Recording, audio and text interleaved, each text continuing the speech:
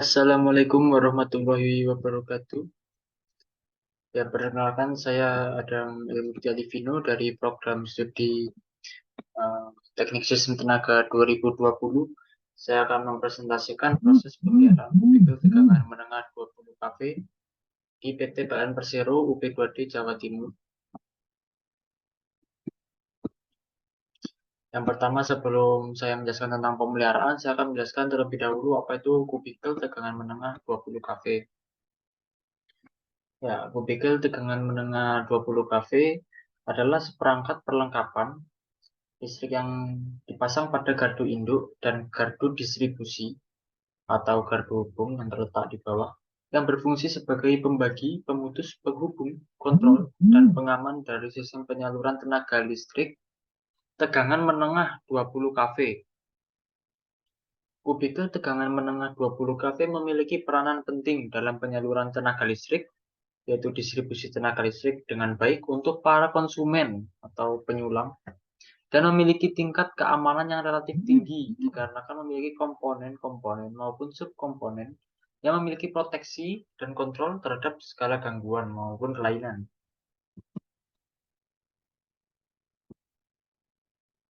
Selanjutnya saya akan menjelaskan klasifikasi kubikel tegangan menengah. Yang pertama di sini adalah klasifikasi kubikel berdasarkan fungsi. Untuk berdasarkan fungsinya di sini yang pertama adalah kubikel incoming. Ya, seperti yang dapat terlihat pada layar, dapat incoming dari trafo 4 pada gardu induk kebetulan di Buduran. Untuk kubikel incoming ini berfungsi sebagai penghubung dari sisi sekunder trafo daya ke rel atau busbar tegangan menengah. Untuk gambarnya adalah seperti ini tampaknya pada layar. Selanjutnya saya akan menjelaskan kubikel outgoing. Ya, kebetulan di sini masih terdapat di gardu induk yang sama, yaitu gardu induk bunduran. Untuk kubikel outgoing di sini berfungsi sebagai penghubung atau penyalur dari rel ya busbar tersebut pada penyulang atau beban. Untuk yang terlihat pada gambar adalah outgoing menuju Jenggolong. Untuk yang selanjutnya adalah kubikel PS atau trafo PS yang biasanya sering terdapat pada gardu induk, yaitu untuk fungsinya adalah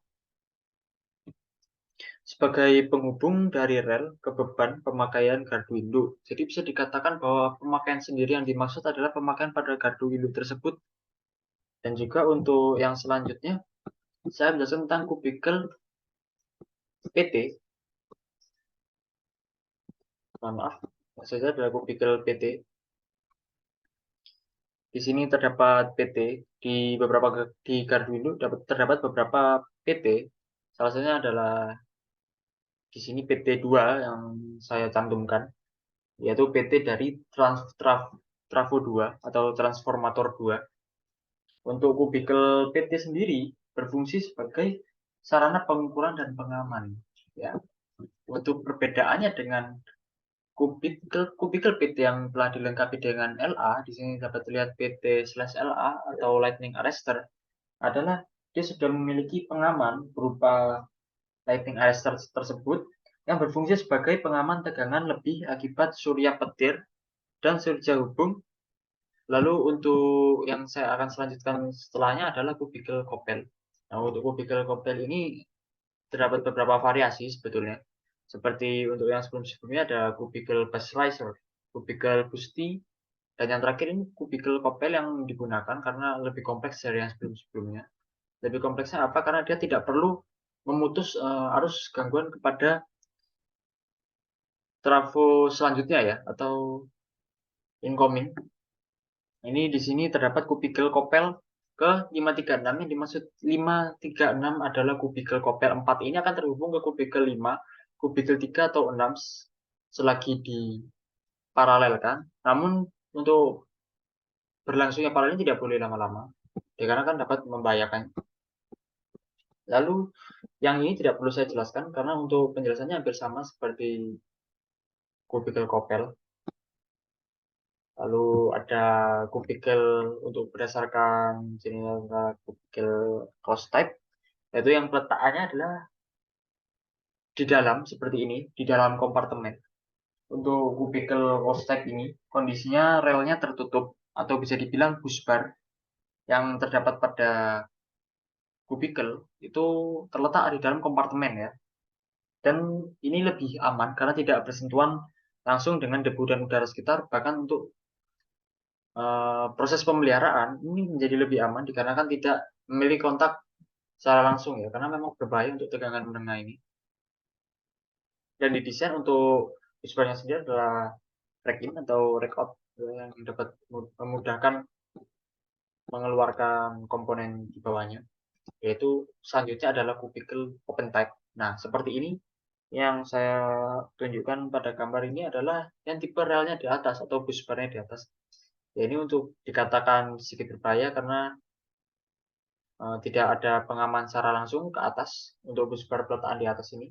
Ini kubikel open type, jadi berjenis terbuka untuk relnya. Lalu untuk pemeliharaan harus benar-benar dalam keadaan padam karena memang berbahaya.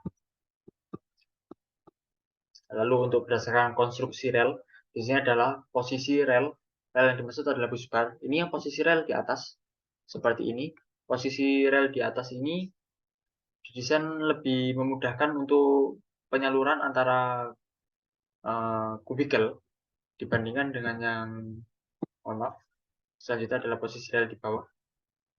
Dikarenakan di posisi rel di bawah ini nanti agak sedikit menyulitkan kabel, karena kabel yang digunakan juga bukan kabel yang kecil.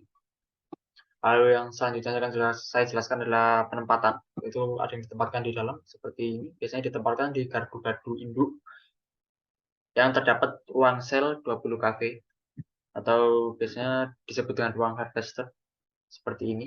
Ini adalah penampakan ruang sel 20 kV pada gardu induk tegangan ekstra tinggi Krian 500 kV.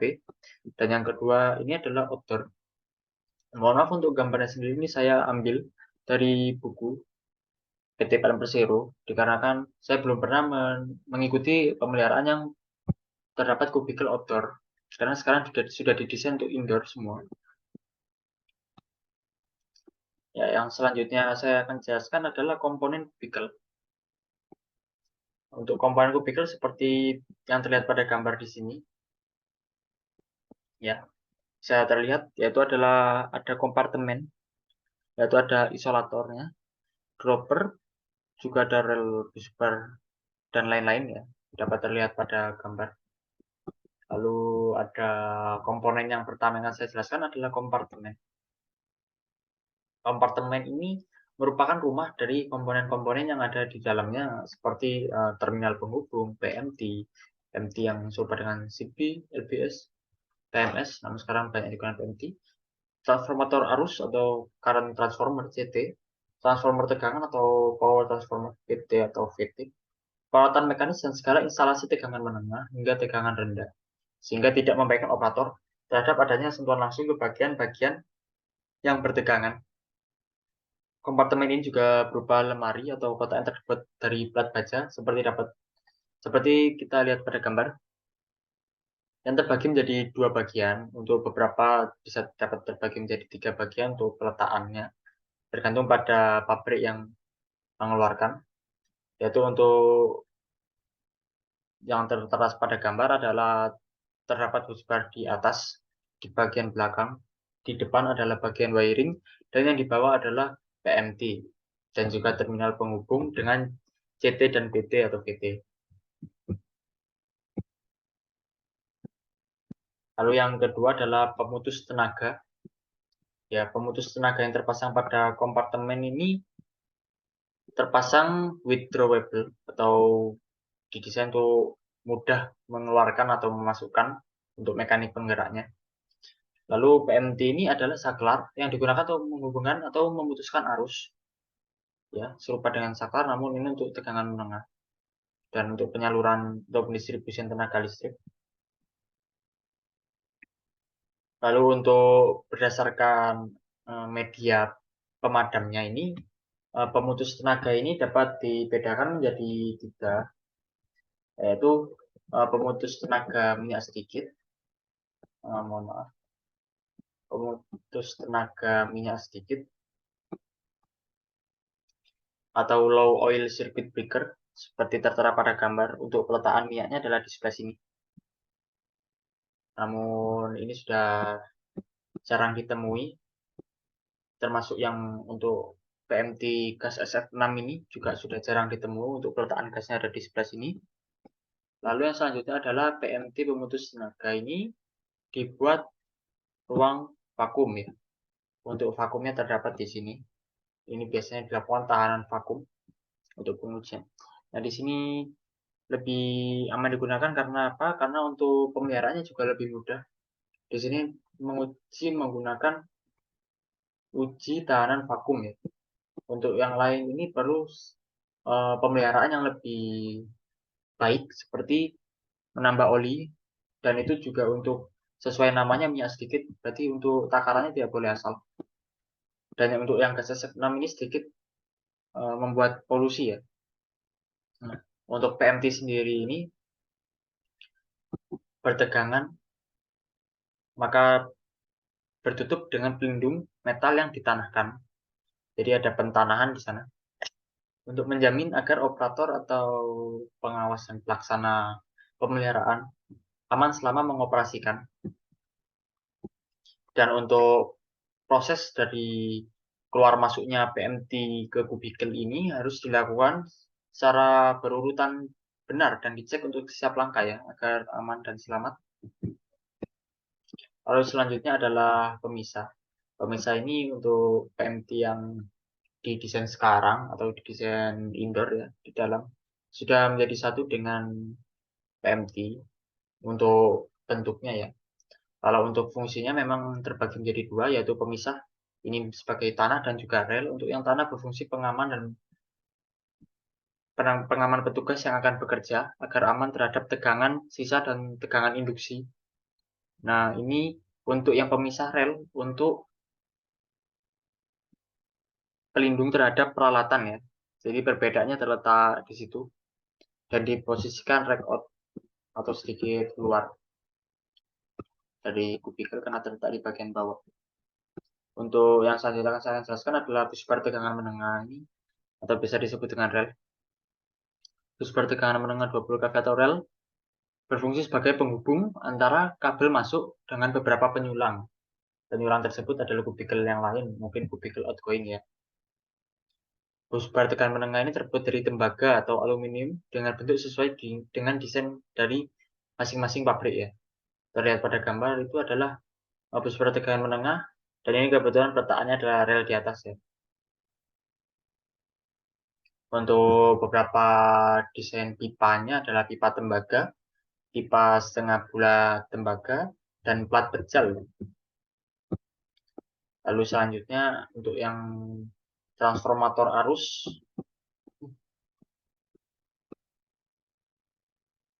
Transformator arus ini berfungsi untuk menurunkan arus bolak-balik yang besar. Jadi nominal di arus sisi transformator arus bermacam-macam. Untuk di sisi sekunder itu sekitar 1 ampere sampai dengan 5 ampere, atau bahkan bisa dipilih di rentang tersebut. Lalu untuk jenis-jenisnya ini terdapat dua, yaitu berbentuk cincin atau berbentuk cor-coran ya. Untuk yang berbentuk cincin terlihat pada gambar yaitu seperti ini. Ini adalah CT dengan tipe cincin. Yang kedua adalah berbentuk cor-coran. Mohon maaf.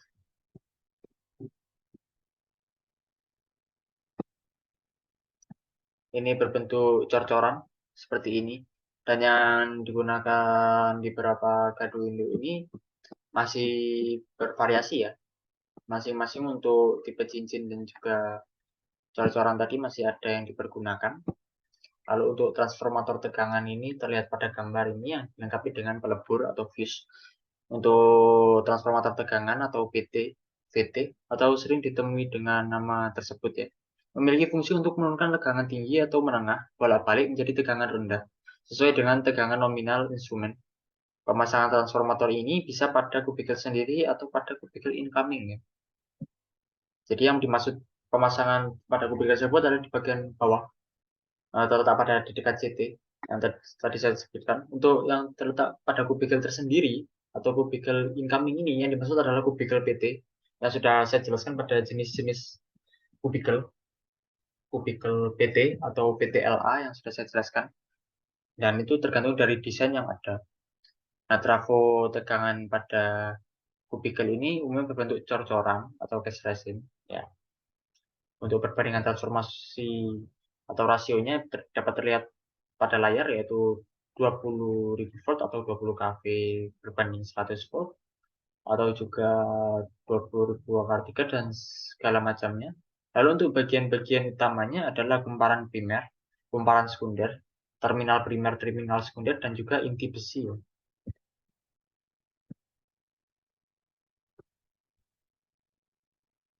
Yang selanjutnya akan saya jelaskan adalah terminal penghubung. Terminal penghubung ini terbagi menjadi 4, yang fungsinya adalah menghubungkan satu terminal dengan yang lainnya, seperti terminal busbar untuk menghubungkan busbar dan juga sebagai tempat dudukan ya, atau tempat sanggah.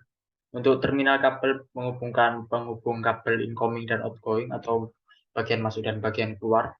Lalu untuk terminal PT di sini penghubung transformator tegangan.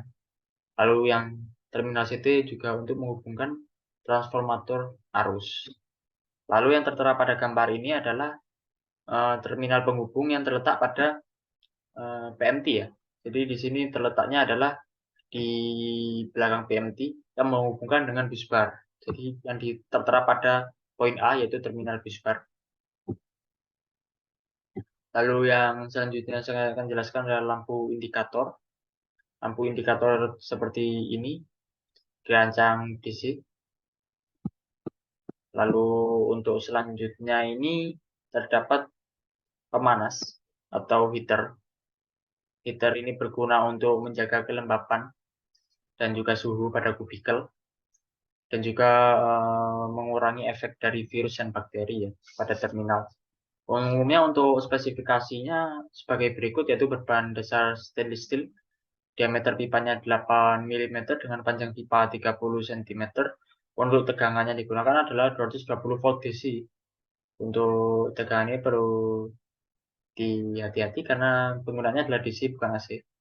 Untuk dayanya adalah 150 watt. Jadi sedikit menggunakan banyak daya karena berfungsi sebagai pemanas. Lalu yang selanjutnya adalah handle kubikel. Ini berfungsi untuk membuka atau menutup kontak hubung baik dari PMT, PMS, LPS, atau juga untuk yang sekarang digunakan adalah CB yaitu circuit breaker. Untuk pengisian pegas energi untuk membuka atau menutup kontak hubungnya. Jumlah handle kubikel juga bervariasi dan berjenis macam-macam. Untuk salah satunya yang tertera pada gambar. Lalu terdapat relay proteksi. Nah, untuk relay proteksi ini sedikit banyak jenisnya, namun yang dipergunakan oleh PT PLN Persero P2 di Jawa Timur adalah relay proteksi Schneider Micom P127 yang tertera pada gambar. Yaitu relay sendiri adalah alat yang bekerja secara otomatis untuk mengatur dan memasukkan suatu rangkaian listrik ya, rangkaian trip atau alarm. Jadi berguna untuk proteksi dari adanya gangguan dan juga pengaman terhadap manusia dan meminimalisir daerah padam saat terjadi gangguan. Sistem proteksi memiliki beberapa persyaratan, antara lain adalah sensitif, selektif, handal, dan cepat. Lalu untuk beberapa jenis relay yang terdapat pada satu relay utama, di sini adalah Schneider Micom ya, untuk memaksimalkan proteksi pada sistem peralatan dan jaringan, yaitu yang pertama adalah relay arus ya. Yang pertama adalah relay arus. Untuk yang digunakan di sini adalah overcurrent relay. Kenapa tidak menggunakan undercurrent relay? Karena yang sering terjadi adalah arus ini bernilai lebih ya, bukan bernilai kurang. Itu yang perlu ditandai. Dan yang kedua adalah earth fault, atau di sini menggunakan dua ya, menggunakan DGR dan GFR. Nah, DGR ini adalah directional ground relay. Jadi relay ini memiliki arah ya. Dan yang kedua ini adalah ground fault relay, digunakan sebagai pembackup dari directional ground relay GFR tersebut yang tidak memiliki arah. Namun untuk penggunaannya dapat berguna jika I0 menunjukkan nilai 0. Jadi persyaratannya lebih minimal walaupun tidak mengetahui arah ya.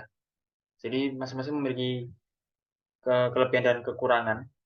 Seperti contoh untuk DGR ini tidak bisa membaca arah yang tidak searah dengan dia. Dan relay ini berbalik 180 derajat untuk membaca arah. Lalu untuk selanjutnya adalah relay frekuensi. Untuk relay frekuensi yang digunakan adalah UFR yang disetting. Kenapa tidak menggunakan OFR atau over frequency relay? Dikarenakan untuk frekuensi sendiri yang sering terjadi adalah di bawah nilai normal ya, tidak di atas, sekitar 30 sampai 50 milisecond per milisecond, hertz per milisecond. Lalu untuk selanjutnya adalah relay pembali atau recloser relay. Ini berfungsi untuk mengembalikan kembali dalam keadaan normal kubikel yang dalam keadaan trip. Jadi semisal ada pemadaman, recloser relay ini berfungsi untuk segera menormalkan kembali kondisi trip tersebut. Lalu selanjutnya adalah KWH meter ya. Untuk KWH meter sendiri ini alat ukur listrik yang digunakan khusus untuk pengukuran daya listrik yang terpakai oleh beban listrik tiap satuan jam. Berdasarkan jumlah fasanya terbagi menjadi 1 fasa dan 3 fasa dan digunakan pada rumah, industri, maupun ya seperti 3 duduk juga digunakan bermacam-macam. Model yang digunakan adalah KWH meter dengan merek dagang EDMI ya atau EDMI dengan tipe MK6 Engines. Lalu yang selanjutnya saya akan jelaskan adalah pemeliharaan kubikel. Nah, di sini saya akan menjelaskan mengenai pemeliharaan kubikel tegangan menengah 20 kV. Pemeliharaan sendiri adalah suatu kombinasi dari beberapa kegiatan atau tindakan yang dilakukan untuk menjaga suatu aset dan memperbaikinya agar selalu dalam keadaan siap pakai untuk melaksanakan produktivitas secara efektif dan efisien sesuai dengan standar, yaitu fungsional dan kualitas ya, yang diperhatikan. Dan untuk secara teknisnya sendiri, kegiatan pemeliharaan mencakup pemeriksaan fungsional, servis, perbaikan, dan atau penggantian perangkat, perawatan mesin, dan juga utilitas pendukung yang diperlukan dalam instalasi. Nah, untuk hal ini, pemeliharaan yang dilaksanakan adalah kubikel tegangan menengah 20 kV yang dilaksanakan guna menjaga kubikel 20 kV ini dalam keadaan siap melaksanakan produktivitas. Produktivitas yang dimaksud adalah menyalurkan tenaga listrik kepada pelanggan atau konsumen listrik secara efektif dan efisien sesuai dengan standar yang telah ditetapkan oleh PT PLN Persero P2D Jawa Timur dan juga PT PLN Persero yang sudah ditetapkan dalam SPLN ya.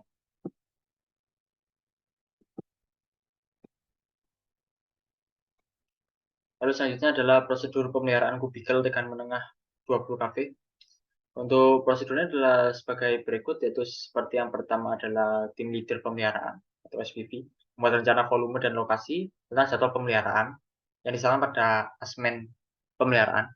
Yang kedua adalah asmen pemeliharaan menyerahkan rencana pemeliharaan tersebut kepada asmen di bagian perencanaan untuk membuat jadwal pemadaman. Nah, ini penting, dikarenakan ketika terjadi miskomunikasi tentang jadwal pemadaman, maka bisa membuat pengerjaan itu yang pertama jika terjadi pekerjaan tersebut adalah berbahaya bagi yang mengerjakan, atau yang kedua jika tidak terjadi dan tidak dikerjakan maka terjadi keterlambatan jadwal ya. Dan untuk yang ketiga adalah asmen manajer bagian pemeliharaan menunjuk pengawas pekerjaan berpengawas K3 ya sesuai dengan kompetensi ya dari bagian pemeliharaan tersebut. Untuk asmen bagian perencanaan membuat jadwal pemadaman dan penormalan serta bagian OPSISD atau operasi sistem distribusi menunjuk pengawas manuver ya dan pelaksana manuver. Untuk selanjutnya adalah asisten manajer bagian pemeliharaan menyerahkan RAP kepada asisten manajer bagian perencanaan untuk dievaluasi dan membuat persetujuan penggunaan anggaran ya kepada manajer utama PT PLN Persero P2 di Jawa Timur. Yaitu untuk yang selanjutnya adalah asisten manajer bagian perencanaan menyerahkan RAP tersebut kepada panitia pengadaan barang dan jasa ya atau disebut logistik ya. Nah, di sini juga RAP ini yang telah disetujui untuk menjadi diproses menjadi SPK ya, atau surat pemberitaan kerja, atau berita kerja, berita acara. Nah, selanjutnya adalah SPK terbit tersebut diserahkan kepada pihak terkait, yaitu kontraktor, asisten manajer bagian pemeliharaan, asisten manajer bagian keuangan, atau bagian SDM dan administrasi ya. Lalu selanjutnya tim leader operasi melaksanakan pemadaman ya sesuai dengan jadwal yang telah dibuat dan berkoordinasi dengan pengawas manuver ya. Lalu pengawas manuver melakukan manuver pembebasan tegangan dan dicatat pada formulir manuver pembebasan. Lalu pengawas manuver tersebut membuat pernyataan bebas tegangan ya sesuai dengan formulir. Untuk selanjutnya, pengawas K3 melakukan pemeriksaan terhadap persiapan pelaksana sesuai dengan formulir. Lalu pengawas pengerjaan mengendalikan dan mengawasi pelaksanaan pemeliharaan. baik yang dikerjakan secara swakelola atau pihak ketiga. Pihak tiga yang dimaksud adalah dari bagian vendor ya atau anak perusahaan. Lalu untuk bagian yang selanjutnya adalah pelaksana pekerjaan membuat berita acara pekerjaan selesai. Sesuai dengan formulir dan pengawas pengerjaan melimpahkan pengawas manuver untuk dalam penormalan. Di sini terdapat bagian penting berita acara tersebut dalam penyusunannya membutuhkan formulir hasil pengujian ya. Lalu pengawas pengerjaan, pengawas manuver, dan pengawas K3 serta pelaksana pekerjaan bersama-sama melakukan pengecekan terakhir untuk memastikan kesiapan dan keamanan peralatan serta mencatat pada formulir. Lalu pengawas manuver berkoordinasi dengan inspektur G atau gardu induk untuk melakukan manuver penormalan tegangan dan dicatat pada formulir manuver pemasukan tegangan untuk memasukkan kembali tegangan dan dilakukan penormalan. Lalu yang selanjutnya adalah jenis-jenis pemeliharaan ya. Yang pertama adalah pemeliharaan rutin. Pemeliharaan rutin ini umumnya dilakukan secara berkala dan terus-menerus untuk mempertahankan kondisi peralatan kubikel agar tetap dalam kondisi baik dan prima ya. Biasanya dalam rentang 3 bulan, 6 bulan maupun 1 tahun. Yaitu yang pertama ada contohnya revisi instalasi 20 kV yang dilaksanakan di gardu induk, gardu hubung, dan juga gardu distribusi. Lalu pemeriksaan kondisi isolasi peredam busur, tahanan kontak atau keserumpakan alat hubung kubikel. Lalu pemeriksaan kondisi derajat perlindungan dan pengatur kelembapan. Dan pemeriksaan kondisi kontak dari sambungan-sambungan. Sambungan yang dimaksud bisa jadi adalah sambungan antara terminal penghubung dan juga komponen. Yang kedua adalah pemeliharaan preventif ya. Untuk pemeliharaan preventif sendiri adalah pemeliharaan yang dilakukan untuk mencegah terjadinya kerusakan pada peralatan yang lebih parah atau untuk mempertahankan kinerja jaringan agar tetap beroperasi dengan keandalan serta efisiensi yang tinggi. Biasanya dalam preventif ini pemeliharaan tersebut memiliki beberapa susunan kegiatan, yaitu pemeriksaan, pemeliharaan, perbaikan peralatan, penggantian peralatan, perubahan jaringan, dan penyempurnaan jaringan yang rusak. Selanjutnya adalah pemeliharaan darurat. Untuk pemeliharaan darurat ini dilakukan untuk memperbaiki jaringan yang rusak atau bermasalah diakibatkan hal yang tidak terduga ya, seperti bencana alam, kebakaran, banjir, dan lain sebagainya. Seperti contoh adalah rusak akibat bencana alam ya, seperti banjir. Lalu yang kedua terjadi kebakaran ringan yang mungkin diakibatkan kebakaran ya, kebakaran hutan mungkin, atau dalam kondisi yang lebih parah. Itu maka akan dilakukan juga penggantian kubikel. Dan juga pastinya sebelum melakukan pemeliharaan ini pasti dipastikan harus dalam keadaan padam ya, walaupun darurat. Lalu yang selanjutnya adalah langkah-langkah pemeliharaan kubikel ya.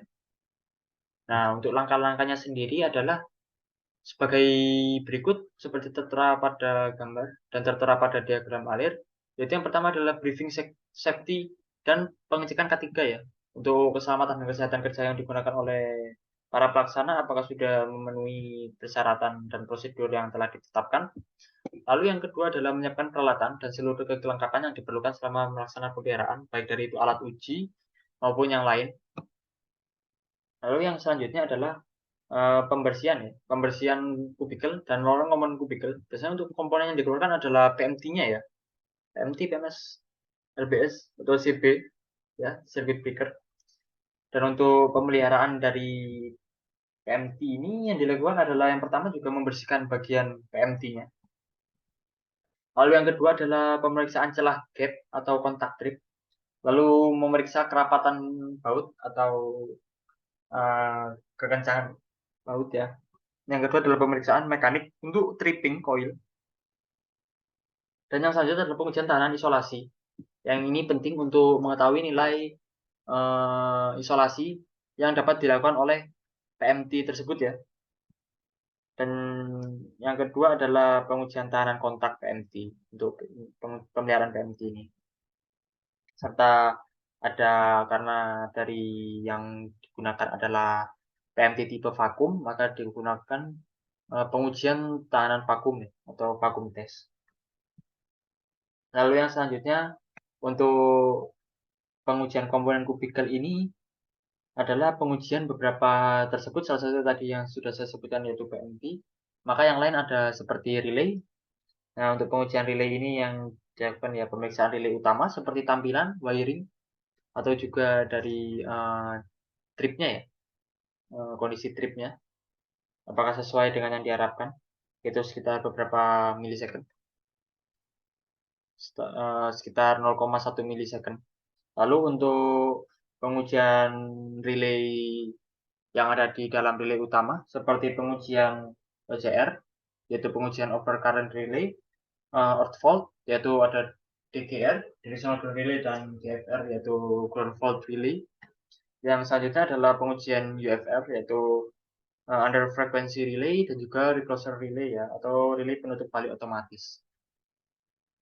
Lalu selanjutnya ada pemeriksaan KWH meter, seperti halnya pada relay utama, yaitu seperti wiring, tampilan. Untuk tampilan yang biasanya bermasalah ini tampilan yang tidak berubah atau LCD ya, LCD-nya gelap, itu seperti itu.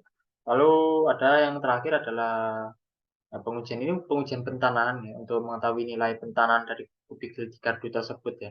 Lalu yang selanjutnya adalah mencatat hasil uji pada formulir yang sudah disiapkan. Nah, mohon maaf untuk fotonya belum bisa saya tampilkan dikarenakan kemarin diminta dari pihak sana ya. Lalu untuk selanjutnya adalah pengecekan ulang kubikel.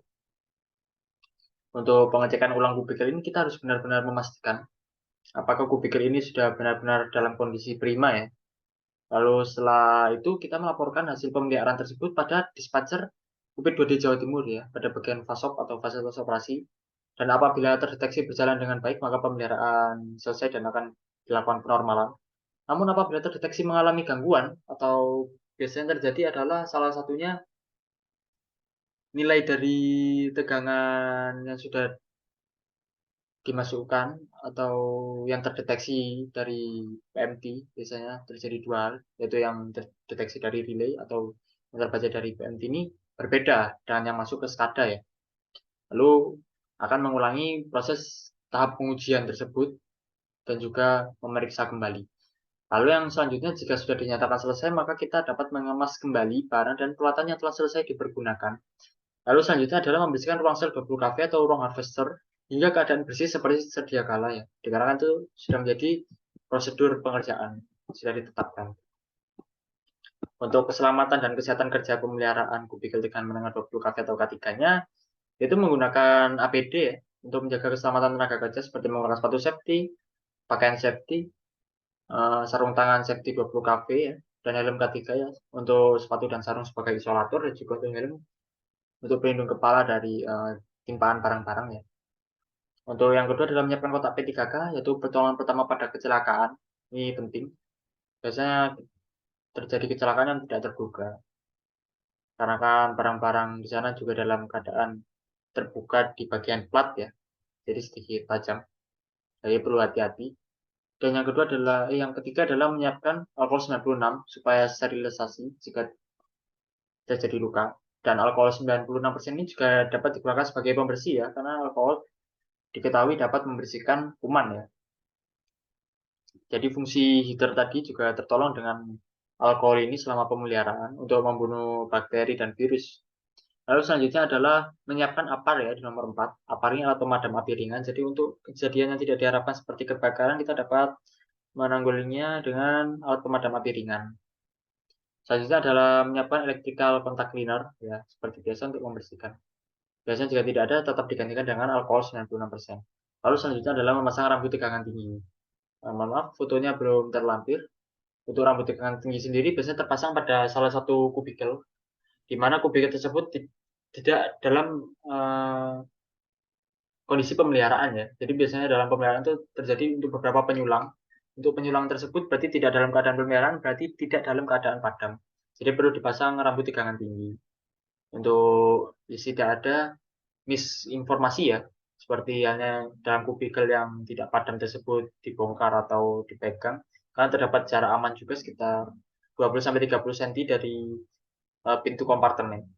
Itu terdapat tegangan menengah ya, yang dapat dirasakan dan juga dibaca oleh sensor ya. Sudah menurut saya itu saja yang bisa saya sampaikan terkait dengan pemeliharaan kubikel tegangan menengah 20 kV. Saya ucapkan terima kasih. Mohon maaf apabila ada salah kata dari saya. Wassalamualaikum warahmatullahi wabarakatuh.